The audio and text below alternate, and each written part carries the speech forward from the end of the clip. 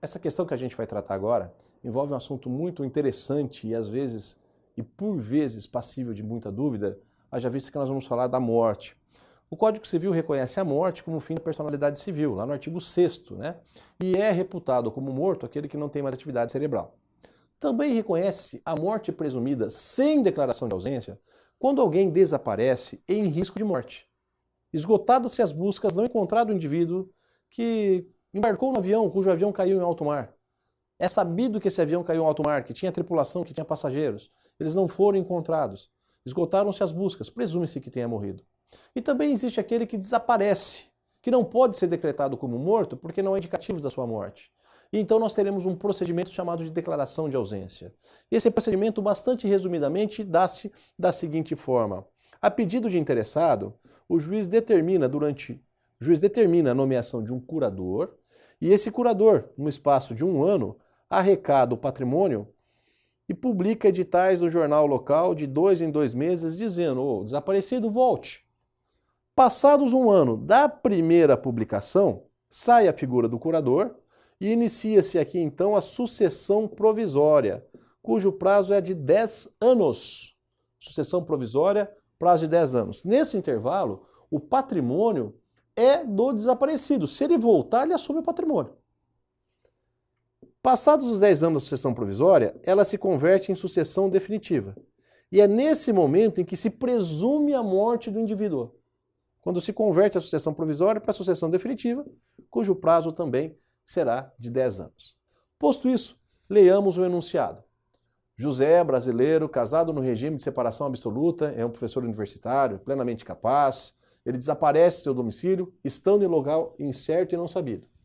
Não tem notícias da razão do seu desaparecimento, não existe procuração a ninguém. Ele tem a Vera como esposa e a Cássia como filha. E ambas pretendem a declaração de sua morte presumida, ajuizando a ação pertinente diante do juízo competente.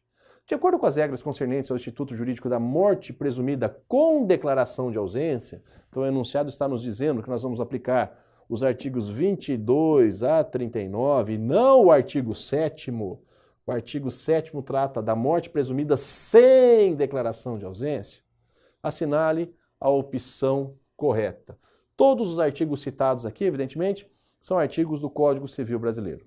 Na fase de curadoria dos bens do ausente, que é aquela primeira fase lá, né, 1 ano, em que é nomeado um curador, diante da ausência de representante ou mandatário, o juiz nomeia como sua curadora legítima a Cássia, que é a filha. Pois apenas na falta de descendentes, tal curadoria caberia ao cônjuge supérstite, casado no regime de separação absoluta de bens. O cônjuge supérstite é quem tem a preferência a ser nomeado como curador. Está errado. Na fase de sucessão provisória, mesmo que comprovada a qualidade de herdeiras de Vera e Cássia, estas, para se emitirem na posse dos bens do ausente, terão que dar garantias da restituição mediante penhores ou hipotecas. A lei fala de caução e não penhor ou hipoteca. Na fase de sucessão definitiva, 1 ano de curadoria, 10 anos de provisória, converte-se em 10 anos de sucessão definitiva. Regressando José dentro dos 10 anos seguintes à abertura da sucessão definitiva, terá ele direito aos bens ainda existentes, no estado em que se encontrarem, mas não aos bens que forem comprados com a venda dos bens que se lhe pertenciam. Passados os 10 anos, ele não tem direito a mais nada. Quanto ao casamento de José e Vera, o Código Civil atual reconhece efeitos pessoais e não apenas patrimoniais ao Instituto da Ausência, possibilitando que a sociedade conjugal seja dissolvida como decorrência da morte presumida. Quando a morte é declarada presumida? Nesse momento aqui, em que existe a conversão da sucessão provisória para definitiva. Havendo a declaração da morte presumida, o casamento também é dissolvido.